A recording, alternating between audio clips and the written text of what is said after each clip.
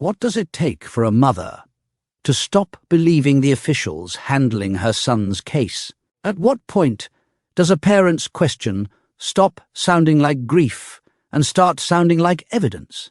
And why would a family reach for one of the most recognized civil rights attorneys in the country if there was truly nothing left to examine? Ben Crump sat down and answered all of that in a single extended conversation. Not a soundbite, not a clipped quote pulled out of context by a news desk. The complete sit-down, every pause, every careful word choice, every place he stopped himself before finishing a sentence. That full recording is in front of me right now, and almost no one has heard the whole of it. Before we go further, subscribe to True Crime Victims and tap that like button, because this is the only place walking through the entire conversation exactly as he gave it. Happy to have you, my man. Thank you, sir. Pleasure to be with you. Man, it's a pleasure having you. I mean, it's so much I want to ask you. It's so much I want to get into. I know you're a busy guy, so I don't want to take up that much of your time. Nolan Wells, for the people that's unfamiliar with that case, can you break that down? Certainly. Nolan Wells was an 18-year-old black teenager who, on 4th of July, was celebrating with his friends, and he went out on Horn Island.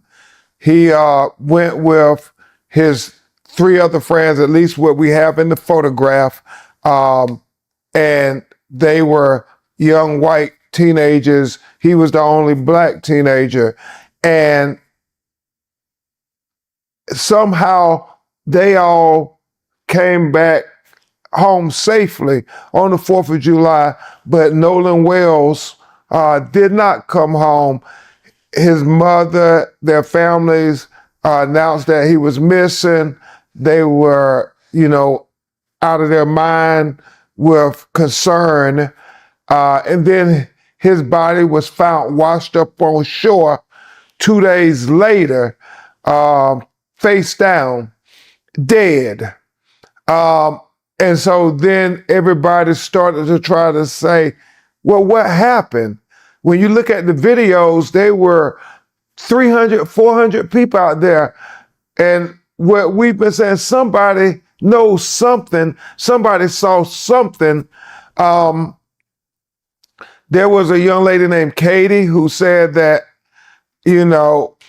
she was talking to Nolan, but then he got back on the boat with the people he came with, or got back on the boat with the boys. And the boys who were on the boat with him said, Nolan said he was going to stay behind with Katie, and that he was not going to go back with them. One of the things that has been bewildering is the fact that if he says he's going to stay behind, why doesn't an 18-year-old get their cell phone? If they're not going to go with the boat, why would they leave it with them? His mother, called his phone 3 times, got no answer after they started getting concerned. And it was when they did the Life 360, trying to say, find my phone, is when she found out that the phone was with the friends. And so her friend went to get the phone. And when they got the phone back, they discovered that there were a lot of Snapchat messages that were deleted. They also found that there were some texts deleted. So that was very concerning to them as they're trying to figure out, what happened to my child? Our child is dead and we have no answers.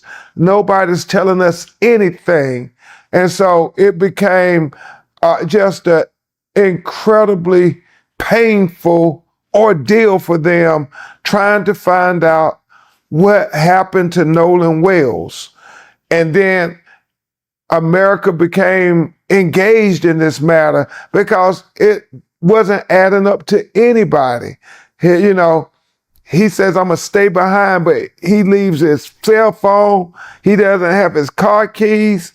Well, if he's staying behind and you don't have any of that information, people are saying did he stay behind? And so that becomes a question.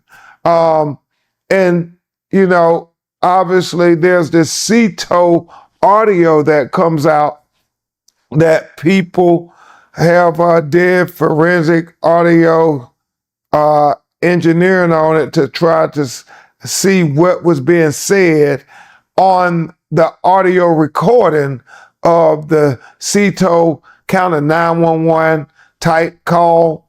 And it's in that call that people say they hear certain things. We have retained audio engineering experts to be able to decipher and to render expert opinions on the validity of the CETO 911 audio that seems to suggest things about the presence of Nolan. And so we are trying not to speculate. We're trying to investigate, but we are asking questions that don't add up to us. And that's what everybody's been doing, because everybody says, how can this 18-year-old college football player who's in tip-top shape just go missing and nobody knows anything? Nobody's seen anything. And the sheriff within, hours after he was discovered, his dead body, they claimed that, that no foul play, accidental drowning is what they suggest. And his family are saying, we can't accept that when you make that conclusion without doing no investigations. And so what they want is a full, impartial, fair investigation into what happened to Nolan Wells. In our community, we see people investigate it very zealously. And so we want the same thing for our children. We want them to zealously investigate this matter, just as if they would if the roles were reversed. And that's what I think has people in the minority community saying, hold on, we want to know what's on everybody's phone. We want to know social media, because all of that could become very relevant information as to what happened to Nolan Wells. Correct me if I'm wrong, but the woman that Nolan was hanging out with when he was at the island, Katie, her sister, Gracie, came out and said that Nolan intended to go back to the mainland with his friends, right? Yeah, there seems to be a conflict in what they're saying. They said he stayed with the young lady. The young lady said, no, he got back on the boat. And so, that seems to be one of the biggest issues that everybody is trying to figure out, as well as the independent autopsy where he had red discoloration at the back of his brain that was found in the second autopsy, and also the fact that the initial state medical examiner kept possession of Nolan Wells' throat, and we don't know why they did that. Our pathologist, Dr. Roger Mitchell, said when he was the chief medical examiner for the city of Washington, D.C., that they normally would do that it wasn't uncommon if they suspected that there might be some fracture or some compressions to the throat. So after y'all did the autopsy, from what you know, what do you believe that was on the back of his neck? We can't speculate. We know that we think Dr. Roger Mitchell should have the benefit of looking at all the autopsy notes and observations and photographs from the first autopsy, and then have, the state medical examiner be able to look at all of his notes from the second autopsy and try to work together to figure out what conclusions that they can draw from the autopsies, both of them. And then also waiting for toxicology. That becomes a factor in finding out the manner and cause of death. But Dr. Mitchell said, and this is a very, very important, he said, if it's a drowning, then that still doesn't answer the whole question of what happened to Nolan Wells, because he said then there are questions about, was Nolan Wells' condition of his body conscious or unconscious when he went into the water? Furthermore, he said, did he go into the water unforced or forced? He said all those things become factors. Makes a lot of sense. And I know his friend Warren Hudson, he came out with an interview where he made a statement about how Nolan, he was drinking liquor on the boat. You heard about that? Well, we don't know. We want the toxicology to come. We know when you hear the CETO audio call, it appears that there was some intoxication. But again, toxicology can tell us that. And people's firsthand eyewitness testimony can tell us that. We want answers. You know, as I've said over and over again, I am for truth, no matter who it implicates or who it exonerates. I am for justice, no matter who it convicts or who it acquits. And I am certainly for transparency, so all of us can see and we can have trust in the system that this was a fair, impartial, and complete investigation. That's what everybody would want if this was their child. And I don't know if this is true or not, but I've been hearing this going around that Nolan Wells' mom is getting threats. Yeah, it is. There are a lot of sick people in this world. She's a nurse and she hasn't gotten negative reviews in her career, but since she has been standing up and speaking out saying, we want answers. We want to know what happened to our son. Somebody knows something. We're fighting for our son to get justice. We don't think that he would just drown and nobody would see anything. And for that she's been getting attacked at her job from saying she's not a good nurse, that she's been getting negative reviews. And it's very troubling because it just adds to the trauma that they're having to deal with after losing an 18-year-old son and having no answers about why your son is dead. I mean, he was preparing for his football season. He was doing phenomenally well. He said this was going to be his year. His father, who also was an athlete, they were focused in on this, and now they're having to answer to his little brothers, why is our big brother dead? Yeah, and I'm hearing that she even receiving hate mail. Oh man, they're getting all kind of attacks and threats. And you know, obviously it's just a shame before God. We come and we start trying to fight for the life of this young black child and to get answers. And then we get threats and death threats and attacks and hate mail and all this stuff. But you know, we're used to it because this is what we do. We're civil rights lawyers, and we know that civil rights leaders have always been attacked. Whether it was my personal hero, Thurgood Marshall, his life was always under threat when he was just trying to find out how did black people end up hung in trees, castrated with their eyes bulged out. But they would blame us as being race baiters when we're saying, hold on, we want answers, because if this was your loved one, this was your family, wouldn't you want answers too?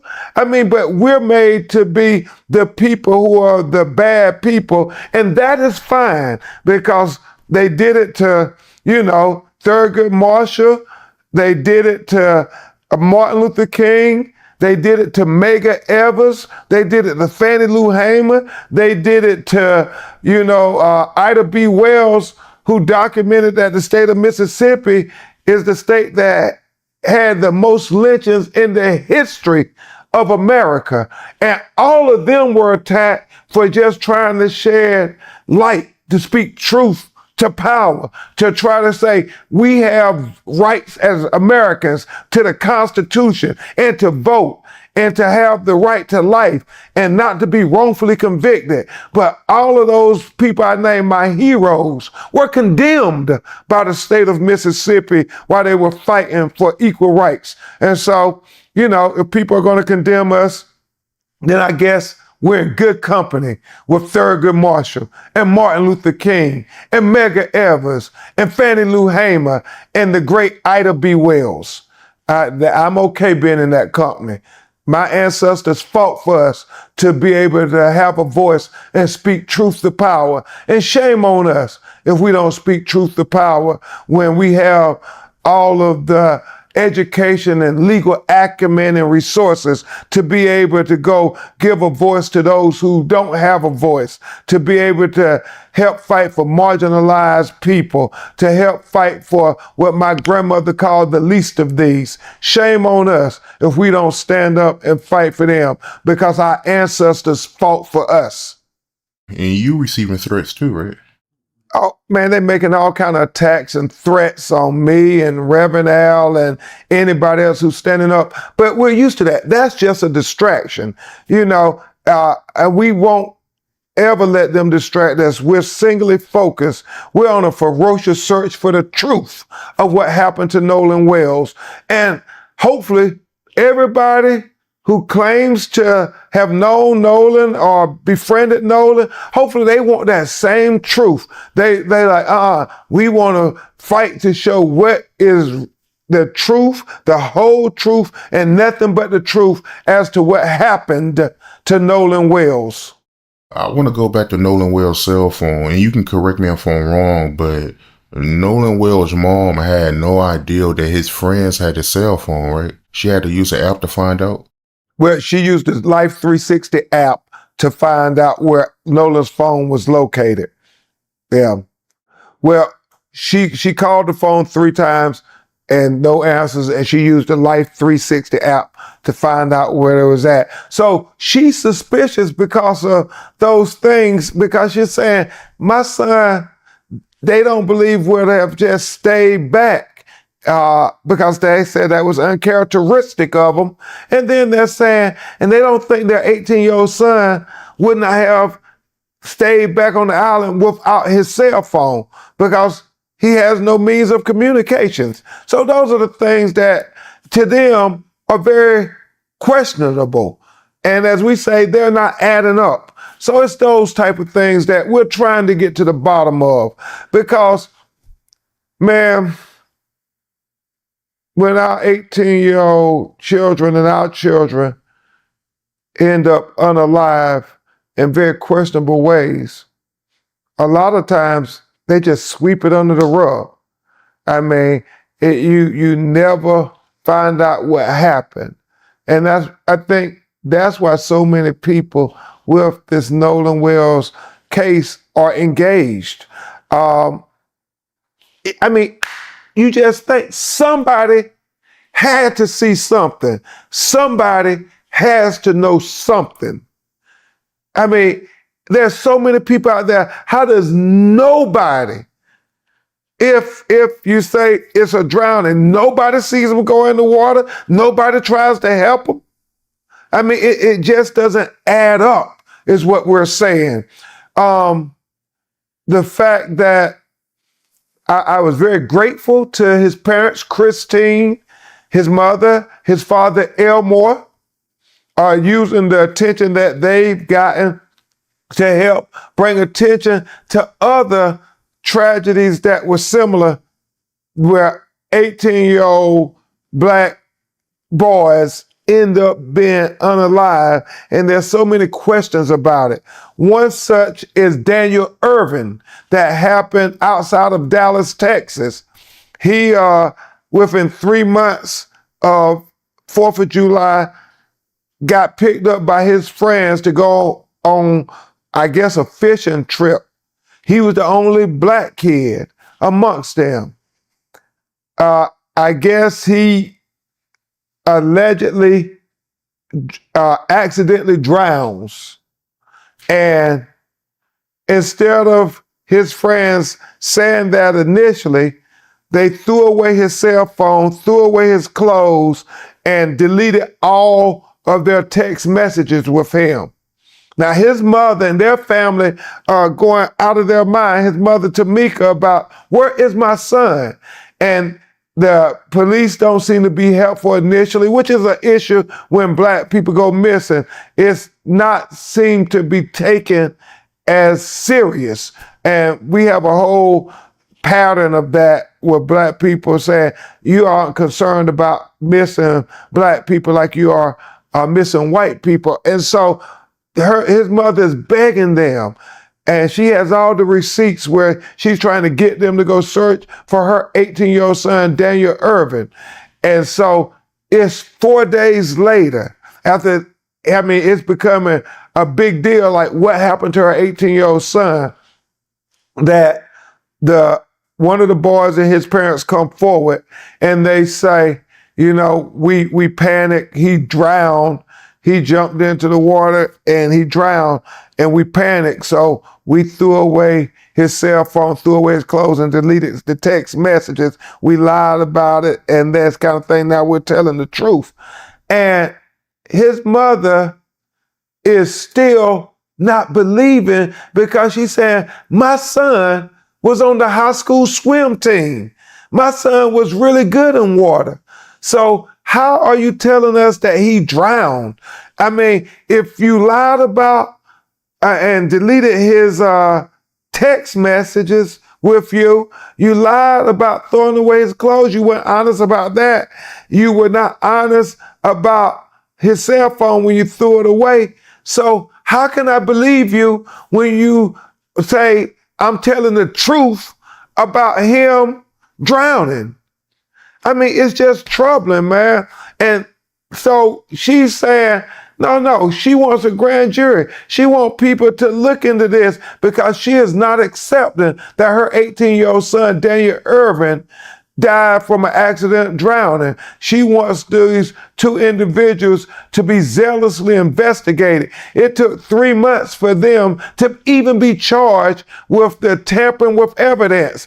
Even after they came and confessed that they threw away his cell phone and his clothes and deleted messages. So that's what we're fighting for, is answers to how our children, these 18-year-old Black boys, became unalived.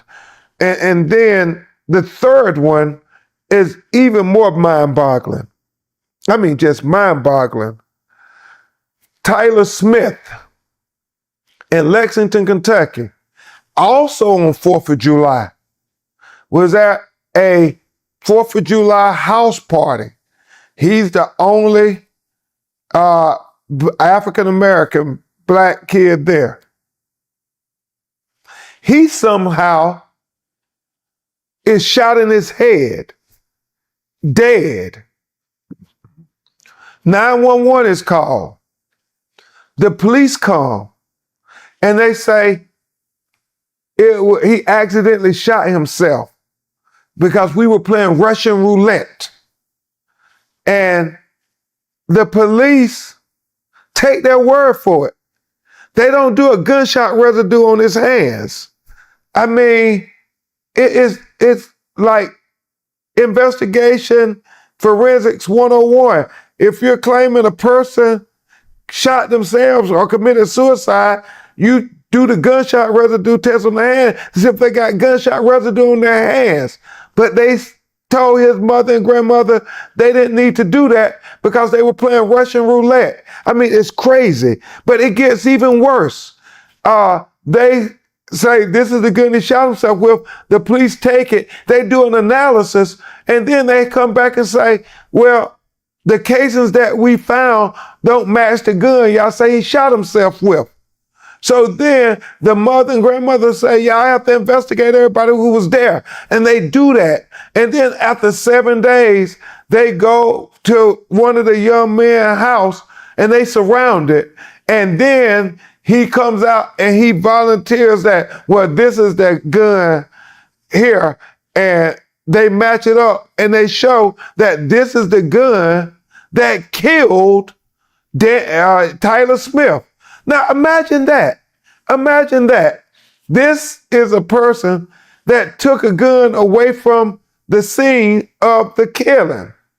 I mean, and they only charge him with tampering with evidence. And his mother, his grandmother, and their family of Tyler Smith are saying, you're not going to charge them with the death of our child? I mean, if they didn't do nothing nefarious, why would they take the gun from the scene? And so it's those things that we are fighting to get answers for, to say, no, we want a full and fair and transparent investigation for Nolan Wells, for Daniel Irvin, and for Tyler Smith. If it was your child, wouldn't you want the same? So many conflicting stories, so many red flags. Based on what I'm hearing and what's being reported, it sounds like it can be foul play. Yeah, and that's what the families are saying. We want to know if foul play was involved in our children being unalived. That's what Nolan Wells' family is asking, because it's not adding up to them. And that's, the family of Nolan Wells is asking and trying to dot every I and cross every T to see if there was foul play involved in their son being unalived. And that's all they're asking. And then Daniel Irvin's mother, she is saying, is there foul play involved in my 18-year-old child, Daniel Irvin, being unalive? And then with Tyler Smith, his family is asking, is there foul play involved in my 18-year-old son being unalive? 3 black families, 3 black 18-year-old boys, all unalived, and a search for the truth in all of them. Nolan Wells' friend Warren Husson, his dad came out with a $50K reward for anybody that got information on Nolan Wells. You heard about that? Yes. Reverend Al Sharpton, Mr. Tyler Perry, Mr. Tara Owens, and now this person have all put up rewards for anybody who has information or answers about what happened to Nolan Wells. And so I say, good. If anybody else want to help us get to the truth of what happened to Nolan Wells, we welcome it, because that's all his mother and father have been saying from day one. You personally, with all the information you know, what do you personally believe happened to Nolan Wells? Well, we don't want to speculate because we're representing the family when we want to investigate everything. But I will tell you, we got investigations going in every aspect of the case. Investigators are talking to people who call into the tip line. We have, audio engineer experts listening to the CETO 911 audio tape. We also have oceanography experts looking at the facts of what has been put forth, that he was found primarily in the same place where he was apparently at. And so we're looking at the oceanography of the high tides and the low tides, because, they move bodies back and forth. So, why wasn't his body discovered on Saturday or the next day then? Why would it take 2 days? We're asking every question, trying to answer every question, because we want to get to the truth. And hopefully that's what other people should be doing versus trying to attack. Let's go find the answers. So my thing is this, I know Snapchat, it got its own rules, and after 24 hours, they delete the post, but it gotta be some kind of way y'all can still get the content, right? Well, that's a great question. What we did, we opened up an estate for Nolan Wells where his mother is over their estate, and we issued subpoenas to, all of Meta, Snapchat, all the phone services, because we want that evidence to be preserved. Because what people were texting from July 3rd to, July 7th, July 8th becomes very relevant to, everything. I mean, young people text and social media, what they were saying may help lead to some information that we can glean to some conclusions on certain things that happened on that night and in question that whole weekend. So that's what we're trying to do. We're trying to be thorough in our investigation. Cause it's still gotta be there, even though it's not on Snapchat no more. They still gotta have it, right? Well, that's the good thing we believe about technology and digital footprints. You can always go find it. And so we are on a ferocious search for the truth. We're trying to dot every I. We're trying to cross every T. We're trying to look under every rock because we want to know what happened to Nolan Wells. There were 300, 400 people out there on Horn Island that 4th of July. Somebody knows something. Somebody saw something. We want to know. With all the people that was there, someone seeing something. It doesn't make logical sense at all about what happened out there and nobody sees it. I mean, it defies logic in many ways. You're saying, hold on, people, out here, they got videos, they got pictures, they got eyewitnesses to be able to testify to what they saw. And so that's what we want. And so we've gotten a lot of people to call into the tip lines saying what they saw and offer videos and offer photographs. So we're putting this together. I do believe we're going to find out what happened to Nolan Wells because too many people were out there. Somebody had to see something. And all we're saying, the reason why we're trying to keep this, in the stream of public consciousness and public facing, because we know through history, if we don't keep ringing the alarm, they just sweep it under the rug. They sweep the death of our children right under the rug as if their life didn't matter at all. But our children's life matters. Nolan Wells' life mattered. Daniel Irvin's life mattered. And Tyler Smith's life mattered. All our children, life mattered. Yeah, if nothing gets done, it's going to keep happening. Exactly. And we want to prevent this because if we don't have transparency and accountability, normally it will continue to happen again. I've been hearing this rumor that Nolan Wells, he got into a fight. You know anything about that? Well, we have people who have said they believe Nolan was in some kind of altercation, but we need to verify that. Everything is speculation until we can verify it. And so that's what we got to do, verify stuff. It is alleged, but we have not verified that yet. The autopsy that was done by the state of Mississippi, I've been hearing that they won't release it. Yeah, we want transparency. We think that is key in this case.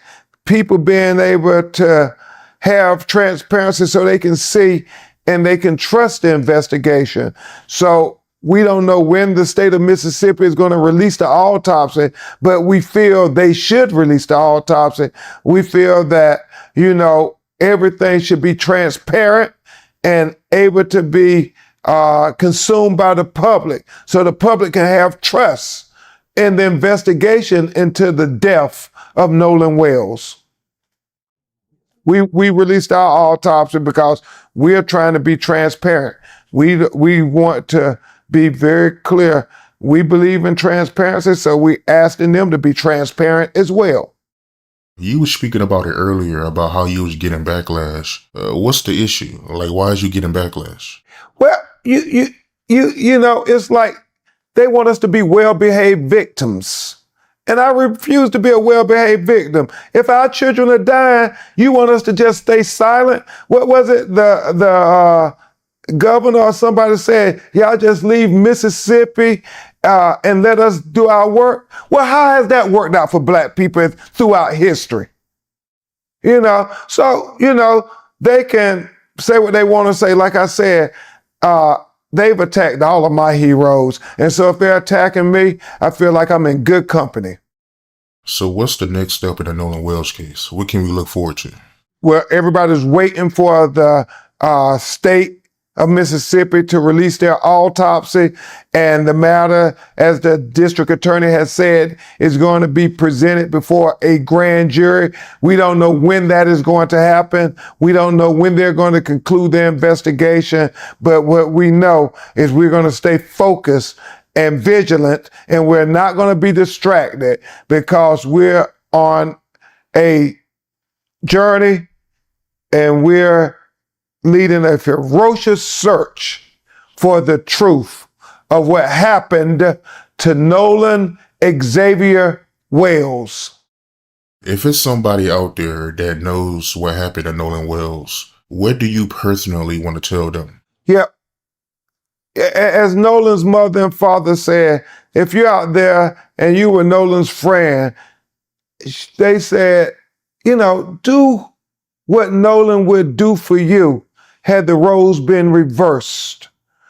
They said, Nolan would have spoke up about what he saw, what he knew. If you care anything about Nolan, they said, please come forward and tell what you know. That's all they're asking for. And to everybody out there who has been supporting this family, everybody on social media who have been standing to get to the truth of what happened to Nolan Wells. Thank you. Thank you all. We together can figure this out. As I've often said, we're all co-counsels in this, trying to find out the truth of what happened to Nolan Wells. Ben Crump, great interview, very insightful. Words can explain how much I appreciate you for coming through. I know you're a real busy guy. So, hey, man, we got to bring you back, man, so you can keep us updated on this case, man. But thank you, man. Thank you for coming through. Hey, thank you, champ. Thank you for having the art of dialogue. We need to continue to do it even more. Entirely. He raised Daniel Irving, an honor student and swim team member from a Dallas suburb, who drowned at Lake Ray Hubbard back in April. 2 people were there. Neither called anyone. His belongings were discarded, messages between them erased. His body wasn't recovered for 4 days. The medical examiner ruled it accidental. 3 months passed before arrests came, and the only charge filed was tampering with physical evidence. His mother is pushing for far more than that. He raised Tyler Smith, killed by a gunshot in Lexington before 3 a.m. on the 4th of July. Officers described it as accidental and self-inflicted. His relatives reject the basis of that conclusion. 1 man has been charged, and again, the charge is tampering.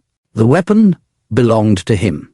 Who pulled the trigger has not been publicly established.